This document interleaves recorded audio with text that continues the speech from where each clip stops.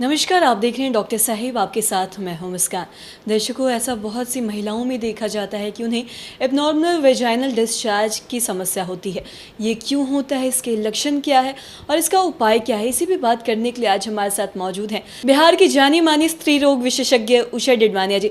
Ma'am, बहुत बहुत स्वागत है आपका। धन्यवाद। मैम, आपसे जानना चाहूँगी कि एबनॉर्मल वेजाइनल डिस्चार्ज होता क्या है, पहले आप ये बताएं। यह प्रश्न बहुत महत्वपूर्ण है और ये बहुत कॉमन प्रॉब्लम है हम लोग के महिलाओं में।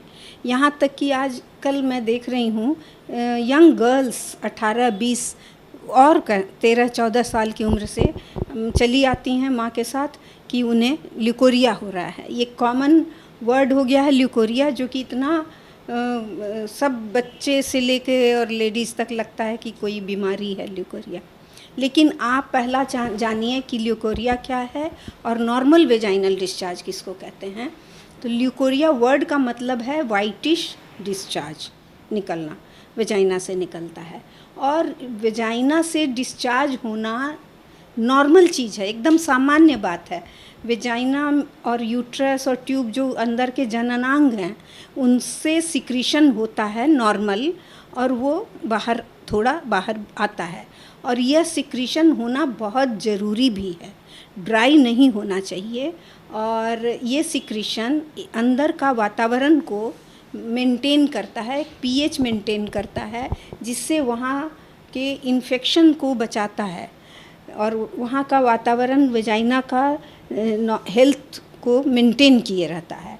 लड़कियाँ जो आती हैं कि ल्यूकोरिया हो रहा है 13-14 साल, वो इसलिए होता है कि इस उम्र में उनके जननांग मैच्योर करने लगते हैं धीरे धीरे। पहले वो छोटे होते हैं तो उनकी ग्लैंड्स भी नहीं एक्टिव नहीं होती है, सिक्रीशन नहीं होता है।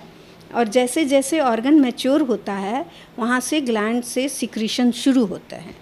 जो स्किन होती है उसमें छोटी छोटी ग्लैंड्स होती है जहाँ से वो सिक्रीशन आता है, वो मैच्योर होकर सिक्रीशन होने लगता है। और उनको लगता है कि ऐसा डिस्चार्ज तो पहले था नहीं और अब क्या हो गया, अब क्यों होने लग गया है। तो यह कारण है, यह एक नॉर्मल वेजाइना का नेचुरल सिक्रीशन है, जिसको ल्यूकोरिया लोग कहें या जो। दूसरा है कि यह संतुलन में कई बार बदलाव आते हैं, ये भी जानना चाहिए कि क्यों होता है। आजकल इंटी वॉश, वेजाइनल वॉश बहुत सारे आ गए मार्केट में, जिसका बहुत प्रयोग लोग प्रतिदिन करते हैं। यह भी सही नहीं है। इसके चलते वहाँ का पीएच या वहाँ का जो वातावरण है वो गड़बड़ हो जाता है, जिसके चलते मोर प्रोन टू इन्फेक्शन कह सकते हैं। वहाँ इन्फेक्शन होने का ज़्यादा डर होने लगता है। बहुत टैम्पन्स, डिओडोरेंट वगैरह यूज़ करने से वो नहीं करना चाहिए। अब आया कि एबनॉर्मल वेजाइनल डिस्चार्ज क्या है।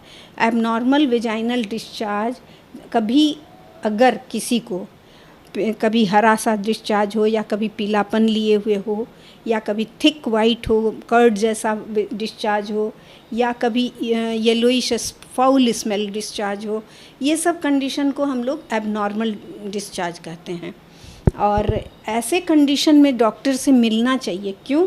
क्योंकि ये सारे डिस्चार्ज किसी न किसी तरह के इन्फेक्शन को लक्षित करते हैं। उसमें जैसे ट्राइकोमोनालिसिस हो सकता है, कैंडिडा का इन्फेक्शन हो सकता है, आपको बैक्टीरियल इन्फेक्शन हो सकता है, इत्यादि। वो तो फिर डॉक्टर देखते हैं और उसको डायग्नोसिस करते हैं, फिर उसका ट्रीटमेंट देते हैं। तो यह एक इम्पॉर्टेंट है। और एबनॉर्मल डिस्चार्ज इसे ही कह सकते हैं। और इसमें क्या होगा, पेशेंट को खुजली होगी, जलन होती है और उनको बहुत भारी भारी सा लगता है। कई बार वेजाइना में एक ड्रैगिंग टाइप ऑफ सेंसेशन होता है कि कुछ बाहर निकला जा रहा है, और कपड़े बार बार बदबूदार डिस्चार्ज हो रहे हैं और भीगते जा रहे हैं। इस तरह के जनरली इन्फेक्शन लक्षण होने से वो पेशेंट कंप्लेन करती हैं और आती हैं और ट्रीटमेंट होता है। मैम, बहुत बहुत शुक्रिया ये तमाम जानकारी देने के लिए। धन्यवाद। तो आज हमने जाना कि नॉर्मल और एबनॉर्मल वेजाइनल डिस्चार्ज क्या है और क्या कुछ इसके लक्षण हैं और किन कारणों से होते हैं। तो आशा करते हैं तमाम जानकारी आपके लिए लाभदायक रही हो। तो आज के इस वीडियो में इतना ही। अगर आपने अब तक हमारे चैनल को सब्सक्राइब नहीं किया तो तुरंत कर ले, साथ ही हमारे फेसबुक पेज को लाइक करें। वीडियो देखने के लिए आपका धन्यवाद।